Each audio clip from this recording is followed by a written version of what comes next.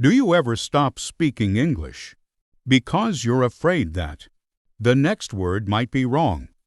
Maybe you've learned enough vocabulary. Maybe you understand English better than before. But every time you speak, one small doubt makes you lose your confidence. If that's you, don't worry.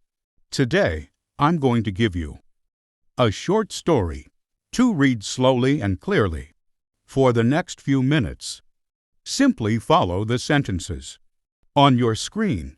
This practice will help you improve your confidence, pronunciation, reading fluency, and help you speak English more naturally. Take a deep breath, and let's start.